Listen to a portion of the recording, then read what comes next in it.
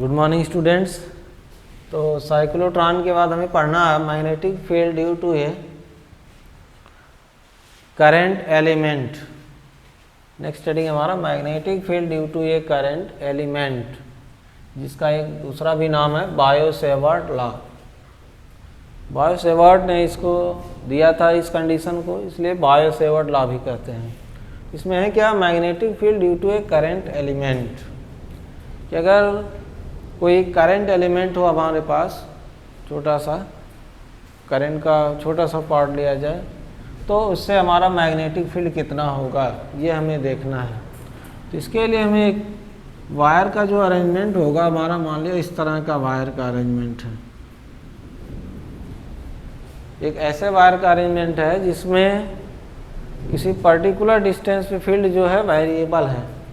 तो मान लिया ये करंट कैरिंग वायर हो गया जिसमें करंट आई फ्लो हो रही है, और यहाँ पे एक एलिमेंट ले लिया गया, इस छोटा सा पार्ट डीएल एलिमेंट।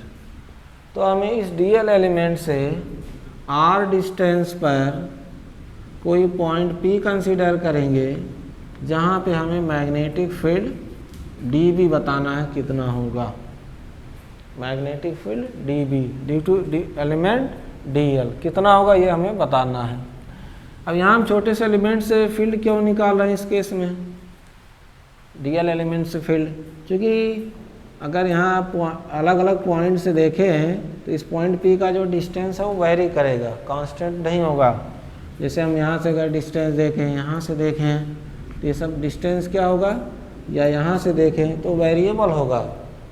तो हम चाहें कि अगर डिस्टेंस वेरी ना करे तो इसके लिए हम इस करंट कैरिंग वायर का एक छोटा सा एलिमेंट लिए जो क्या है डीएल, और अब इस लेंथ डीएल से ये जो डिस्टेंस आर है पॉइंट पी का, जहाँ पे हमें इस करंट कैरिंग वायर से मैग्नेटिक फील्ड निकालना है, वो वेरी नहीं करेगा, वो कांस्टेंट हो जाएगा।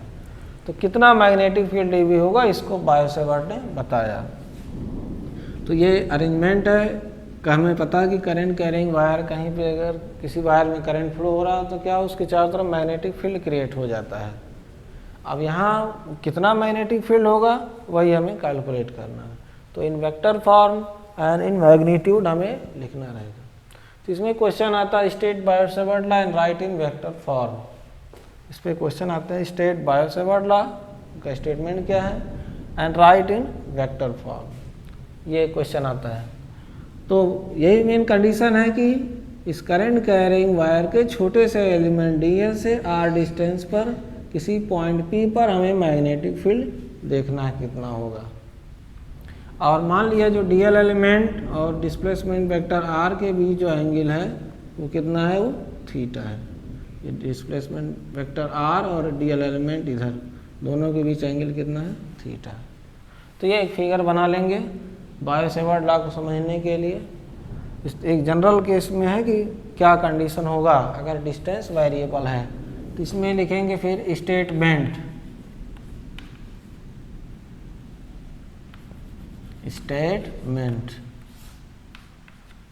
क्या बायो-सेवर्ट का अकॉर्डिंग कंडीशन है वो स्टेटमेंट में। तो स्टेटमेंट का मतलब the magnetic field D B due to current element DL, ये डीएल करंट एलिमेंट छोटा सा लेंथ लिया गया है। The magnetic field D B due to current element DL is directly proportional to current I length DL and inversely proportional to square of distance.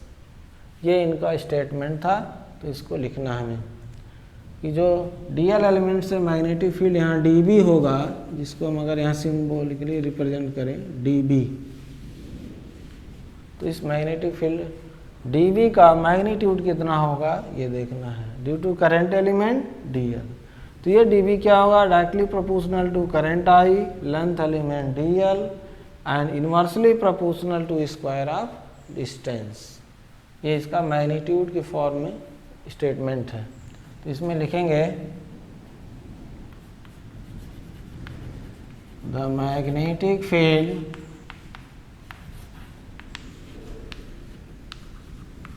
dB due to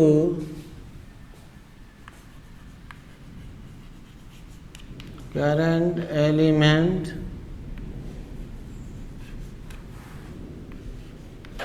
dl is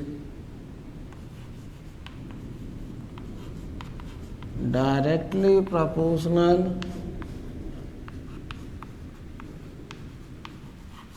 to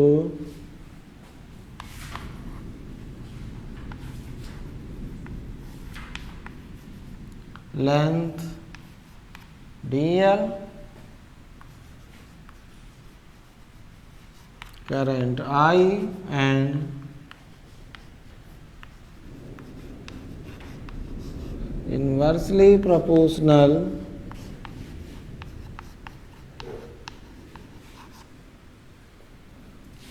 to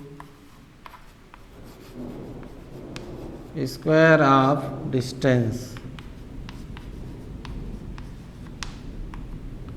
मतलब इस statement लिखा गया है magnetic field DB का जो magnitude होगा उसके form में लिखा गया है proportional to length element dl, current I and inversely proportional to square of distance। तो ये करेंगे जो मैग्नेटिक फील्ड डीबी का मैग्नीट्यूड होता है उसके अकॉर्डिंग इसका स्टेटमेंट लिखा गया है। वेक्टर फॉर्म से हम कंफ्यूज नहीं होंगे। तो ये स्टेटमेंट हो गया। अब हम बायो-सेवर्ट लॉ को क्या करेंगे, वेक्टर फॉर्म में पहले लिखेंगे, फिर इसके बाद मैग्नीट्यूड में निकालेंगे इसकी वैल्यू क्या होगी। तो इतना नोट कर लेंगे। तो यहाँ से हम देख सकते हैं कि जो dB है is directly proportional to I, current I, dl cross R upon R cube. क्योंकि एक R से R कैंसिल होगा तो R स्क्वायर आ जाएगा। ये वेक्टर फॉर्म में प्रोपोर्शनल कंडीशन में लिखा गया है। यहाँ से एक R कैंसिल होगा तो R स्क्वायर आ जाएगा स्टेटमेंट के अकॉर्डिंग। तो पॉइंट P पर कितना मैग्नेटिक फील्ड होगा उसके लिए स्टेटमेंट लिखा गया।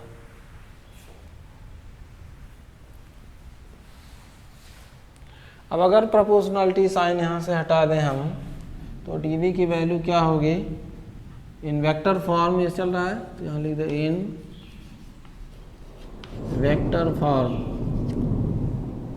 तो dB की जो वैल्यू होगी प्रोपोर्शनलिटी साइन हटाने पे म्यू नॉट अपान 4 पाई ये होगा।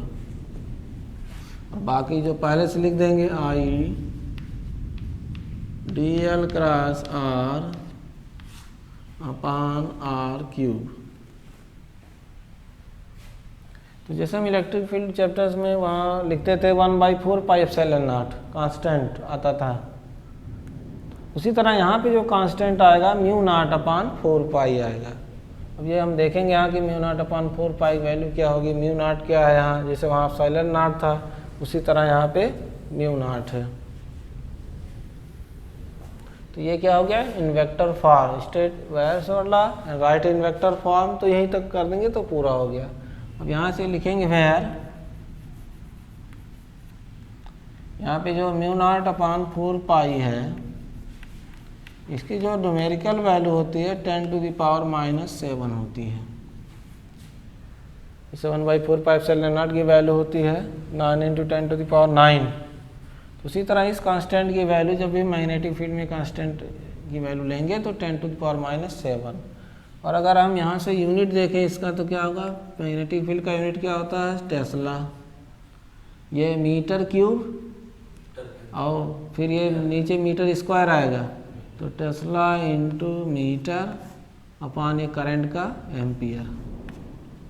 खाली यहाँ मीटर क्यों लिखे हैं, क्योंकि मीटर क्यूब इसका अपान मीटर स्क्वायर, इन दोनों का मीटर इंटू मीटर, तो कितना बचेगा, सिंपली 1 मीटर आएगा।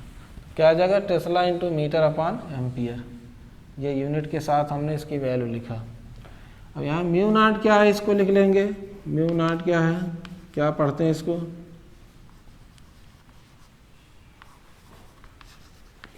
परमिएबिलिटी ऑफ फ्री स्पेस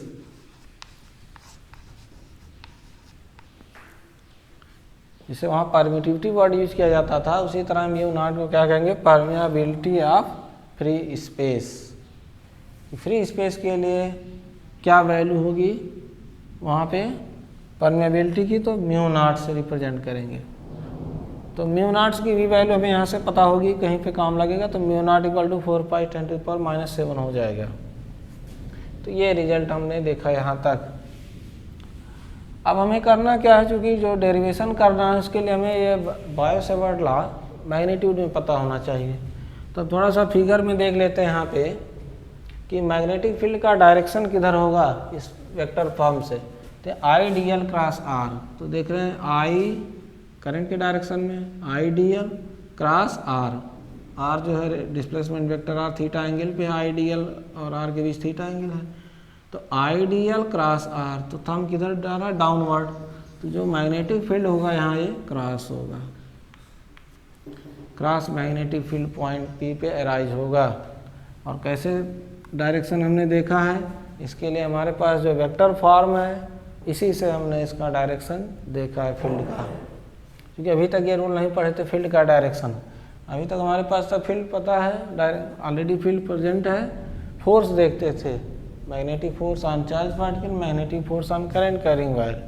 लेकिन यहाँ पे हम क्या देख रहे हैं, खुद मैग्नेटिक फील्ड का डायरेक्शन किधर है इस कंडीशन से पता चलेगा। I D L cross R, thumb pointing downward, इसलिए डाउनवर्ड फील्ड हो गया। तो इस रूल से हम क्या करेंगे, फील्ड का डायरेक्शन देखेंगे। अगर ये हमारा पॉइंट इधर हो जाए तो I D L cross R, तो फील्ड आउटवर्ड हो जाएगा। अगर इधर पॉइंट हम ले लें, जैसे यहाँ पर पॉइंट हमने पी डैश ले लिया, इससे इसको मिलाया, तो क्या होगा, I D L cross R, क्योंकि यही साइड घूमना चाहिए इसकी तरफ, तो फील्ड आउटवर्ड हो जाएगा, मतलब डॉट फील्ड हो जाएगा डी बी। तो इस तरह से सिचुएशन के अकॉर्डिंग क्या होगा हम देख सकते हैं। या अगर ये पॉइंट पी इसी वायर पे लाई कर जाए, करंट कैरिंग वायर पे, तो थीटा 0 हो जाएगा, तो क्या हो जाएगा, मैग्नेटिक फील्ड की वैल्यू 0 आ जाएगी। अगर ये पॉइंट पी इसी वायर पे लाई करे तो मैग्नेटिक फील्ड डी बी की वैल्यू 0 होगी, क्योंकि थीटा 0 हो जाएगा। तो इसके बाद हमें करना क्या है, ये वेक्टर फॉर्म को मैग्नीट्यूड फॉर्म में लिखना है, जिससे हम इसका कुछ यूज कर पाएँ। तो बायो-सेवर्ट के अकॉर्डिंग मैग्नेटिक फील्ड कितना होगा इन वेक्टर फॉर्म में पता चल गया। तो अगर हम लिखें इसके बाद, जहाँ तक लिखे थे, इन मैग्नीट्यूड, तो मैग्नीट्यूड में वैल्यू कितनी हो जाएगी, D B equal to mu naught upon 4 pi I D L, D L cross R कितना होगा, D L into R into sine theta, R से एक आर कैंसिल होगा, तो यहाँ आ जाएगा आई डी एल, आर से आर कैंसिल होगा, तो upon R square into sine theta, क्योंकि ए क्रॉस बी तो ए भी साइन थीटा होता है, एक आर ऊपर नीचे कट गया है तो ये वैल्यू आया इन मैग्नीट्यूड। और बेसिकली जो हमें इस फॉर्मूले का यूज करना रहता, थीटा 90 पे करना रहता, तो if theta equal to 90 degree then current element और रेडियस वेक्टर के बीच एंगल क्या हो जाए, 90 डिग्री हो जाए, तो क्या हो जाएगा यहाँ से मैग्नीट्यूड में value D B equal to mu naught upon 4 pi I D L upon R square, ये हमारा वैल्यू होगा। इसको फिर से लिख दें, mu naught upon 4 pi I D L upon R square. This is the required relation for D B for particular angle theta equal to 90 degree. और इसी का हमें बेसिकली डेरिवेशन में हमें यूज करना रहेगा, जहाँ हम बायो-सेवर्ट लॉ का एप्लीकेशन पढ़ेंगे इसी रिजल्ट का यूज करेंगे। इससे छोटे से एलिमेंट से हमें डी बी पता है, तो पूरा अगर उसका कंसीडर करें लेंथ, तो मैग्नेटिक फील्ड डी बी क्या होगा ये हमें जनरली निकालना रहेगा इसका यूज करके। तो ये पूरा हो गया बायो-सेवर्ट लॉ। अब हमें इसके बाद इसका एप्लीकेशन पढ़ना है, तो यहाँ तक नोट कर लेंगे। इस रिजल्ट का हम डेरिवेशन में यूज करेंगे यूजिंग बायो-सेवर्ट लॉ। जहाँ पे मैग्नेटिक फील्ड हमें निकालना होगा तो हम इसी रिजल्ट का यूज करेंगे, क्योंकि थीटा 90 कंडीशन पे होता है। तो अब नेक्स्ट हेडिंग लिखना है application of Biot-Savart law.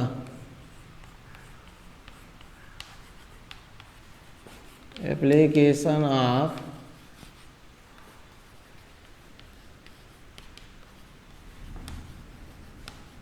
Biot-Savart law. तो इसमें दो एप्लीकेशन एक एक करके हम पढ़ेंगे। इसमें जो पहला है, किसी करंट कैरिंग सर्कुलर वायर की अगर सेंटर पे हमें मैग्नेटिक फील्ड निकालना है तो इसके अकॉर्डिंग कितना आएगा। जैसे बायो-सेवर्ट लॉ के अकॉर्डिंग जो वायर का अरेंजमेंट था जिसमें करंट फ्लो हो रही है उसको एक सर्कुलर फॉर्म में हम ऐसे बेंड कर रहे हैं, जिसका रेडियस कितना है r। तो r रेडियस का वो अरेंजमेंट हो गया। और इसमें करना क्या है, करंट फ्लो हो रही है हमारा मान लिया I।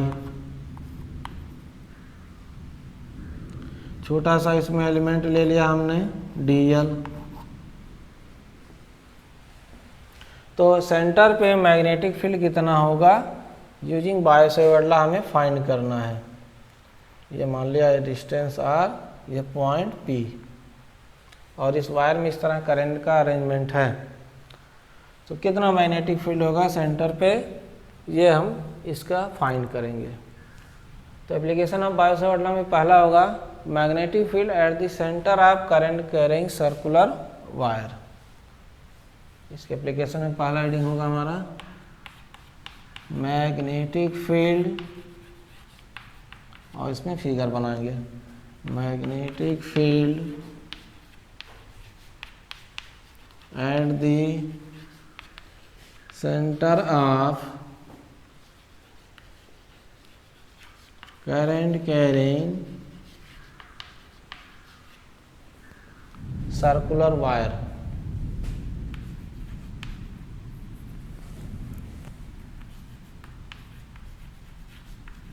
सर्कुलर वायर, ये हमारा हेडिंग है, और इसके लिए हमने फिगर बना दिया है। तो करंट कैरिंग क्या एक सर्कुलर वायर है जिसमें छोटा सा एलिमेंट dl है, करंट I फ्लो हो रही है, और r डिस्टेंस पे पॉइंट P दिख रहा है।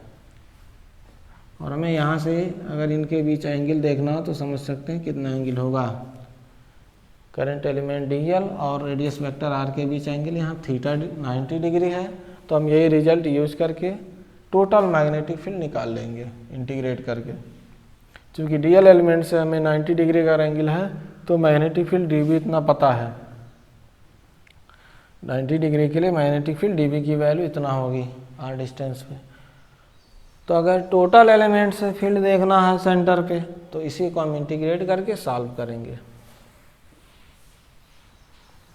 Using Biot Savart law. तो यहाँ तक हेडिंग लिख देंगे और ये फिगर बना देंगे जिसमें कि हमें टोटल सरकमफरेंस से पॉइंट P पे मैग्नेटिक फील्ड फाइंड करना using Biot Savart law.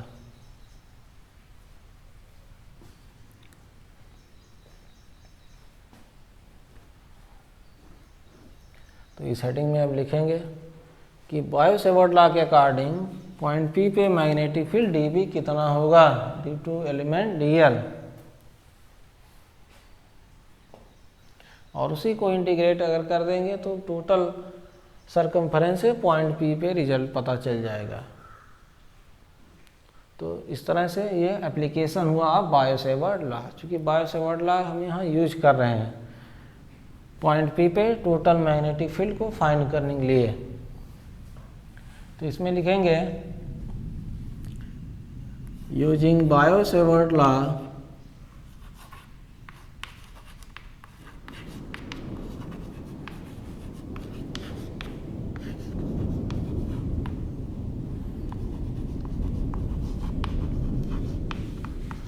Magnetic field dB due to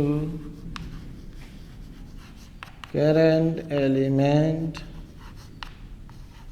dl at point P। इसलिए लिख दे जो कि क्लियर हो रहा कि किस पॉइंट पे हम क्या निकालने जा रहे हैं। तो चूंकि थीटा 90 डिग्री केस में है तो मैग्नेटिक फील्ड जो dB होगा सिंपली क्या होगा, जो भी हम रिजल्ट लिखे थे 90 के लिए, dB equal to mu naught upon 4 pi mu naught upon 4 pi I D L upon R square. Simply ना थीटा 90 डिग्री के लिए रिजल्ट यूज करेंगे, क्योंकि थीटा यहाँ पे दोनों के बीच एंगल 90 डिग्री है। इससे पहले का कोई स्टेप लिखने काम नहीं है। अब इसी को हमें इंटीग्रेट करके टोटल मैग्नेटिक फील्ड निकाल लेना है।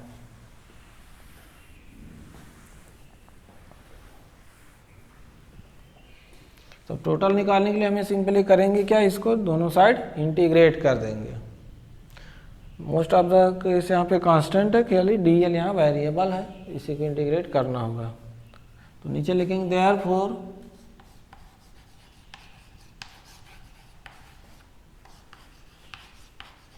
Total magnetic field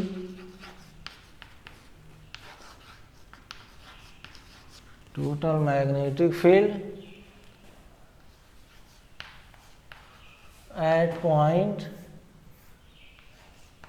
P।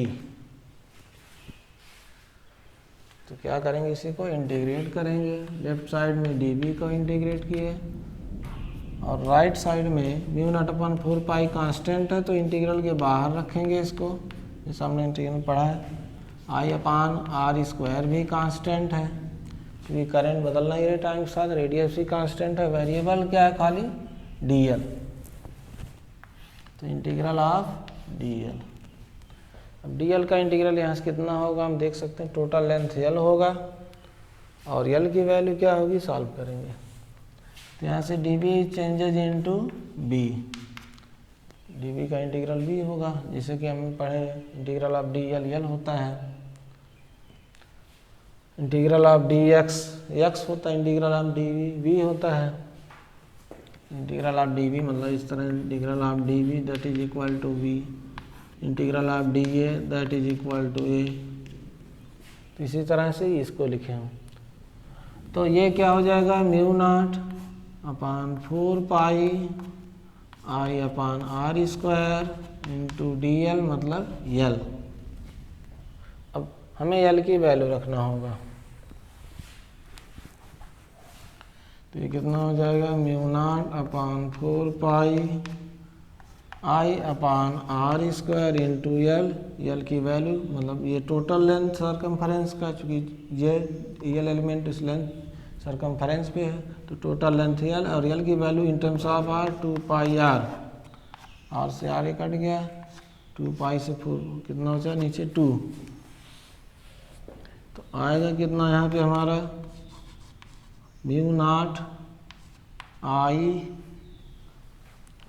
2 pi r सब कट गया, म्यू नॉट आई अपान नीचे 2 इंटू आर, एक r से एक स्क्वायर कटा हुआ है, तो सिंपली आएगा mu not I upon 2r। This is the required expression for magnetic field at the centre of current carrying circular loop, mu not I upon 2r।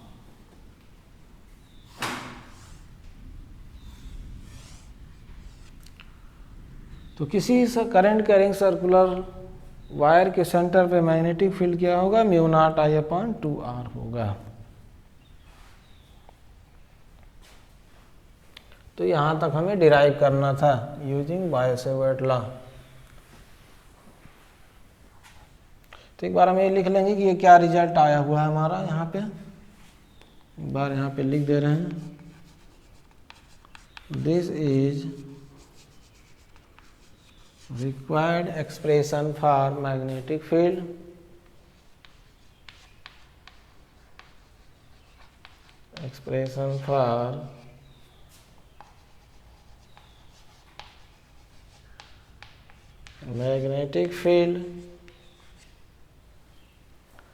at the center of magnetic field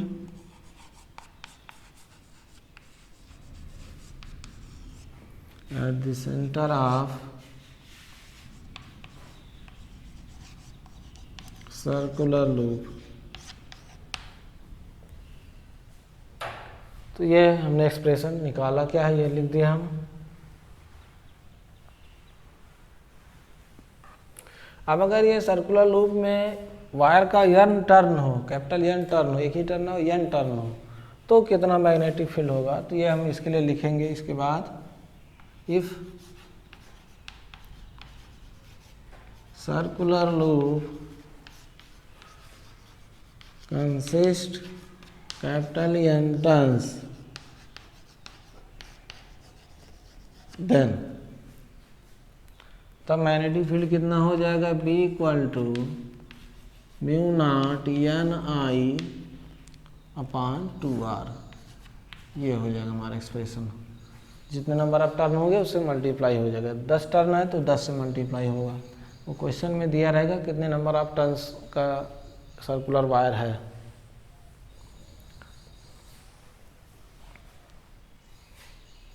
तो इस तरह से ये पूरा हो गया। और अगर हम यहाँ पर देखें कि पॉइंट P पे मैग्नेटिक फील्ड का डायरेक्शन क्या है, तो आइडियल क्रॉस R। तो थंब डाउनवर्ड जा रहा है, तो जो यहाँ फील्ड होगा वो डाउनवर्ड होगा। फील्ड की जो वैल्यू होगी यहाँ पे किस तरह की, क्रॉस, जो टोटल मैग्नेटिक फील्ड होगा यहाँ पे क्रॉस होगा। I D L cross R, thumb pointing downward, copy के अकॉर्डिंग, तो क्रॉस फील्ड होगा।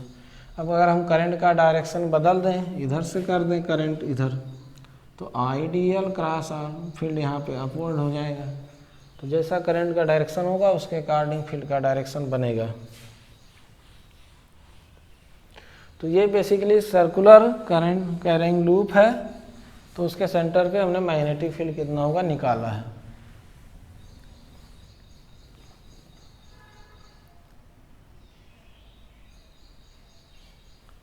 लेकिन अगर हम एक जनरल केस देखें कि हमारा मान लिया सर्कुलर लूप कंप्लीट सर्कुलर ना हो, या हाफ सर्किल हो, या 1/4 हो सर्किल का, तब कितना मैग्नेटिक फील्ड होगा। तो हम एक जनरल फार्मूला लिख सकते हैं। इन जनरल जो हमारा मैग्नेटिक फील्ड है B equal to mu naught, क्या पढ़े थे अभी, upon 4 pi dB equal to पढ़े थे आइडियल अपॉन R स्क्वायर। तो टोटल मैग्नेटिक फील्ड अगर हम लिखें इन जनरल फॉर्म, तो आइडियल अब dl upon R, dl means integrate total L आएगा। और अगर L की डिफरेंट वैल्यू के अकॉर्डिंग हमें डिफरेंट वैल्यू भी क्या मिलेगा। जहाँ L क्या है, इसका सरकमफेरेंस है। अब ये L की वैल्यू कितना है उसके अकॉर्डिंग मैग्नेटिक फील्ड पता चलेगा। जैसे कि अगर हाफ सर्किल है तो L की वैल्यू कितनी आएगी, पाई इंटू R हो जाएगी फॉर हाफ सर्किल। क्योंकि कंप्लीट सर्किल के लिए इक्वल टू 2 पाई R, तो हाफ सर्किल के लिए equal to pi R। Circle का अगर 1/4 पार्ट है तो L equal to pi by 2R होगा। तो हम एक 4th पार्ट के लिए जैसे लिख दे रहे हैं, या 4th पार्ट से भी चेंज होगा। तो अगर हम अगर एक सिचुएशन से कंसीडर करें, तो ये L एक तरह से आर्क लेंथ होगा। ये थीटा पाई बाई 2 यहाँ पे है, और ये रेडियस R, पॉइंट यहाँ सेंटर का मान लिया हमने P, और ये करंट कैरिंग वायर का अरेंजमेंट है। तो यहाँ पे अब अगर हम L की वैल्यू देखें इस फिगर के अकॉर्डिंग, तो यहाँ पे जो हम L रखेंगे एक तरह से arc length L equal to कितना आएगा, पाई बाई 2 इंटू R। ये जनरल फार्मूला होगा कि किसी भी तरह का कुछ भी पार्ट हो सर्किल का तो निकल जाएगा magnetic field at the centre, pi by 2 into R। या अगर पाई बाई 6 एंगल बन रहा है तो पाई बाई 6R, या पाई बाई 3 एंगल है तो पाई बाई 3R। तो वो रख करके क्या करेंगे, यहाँ पे हम कैलकुलेट कर सकते हैं कि कितना मैग्नेटिक फील्ड सेंटर पे आएगा इन जनरल। तो ये कंप्लीट हो गया। Application of bio Savart law. Thank you.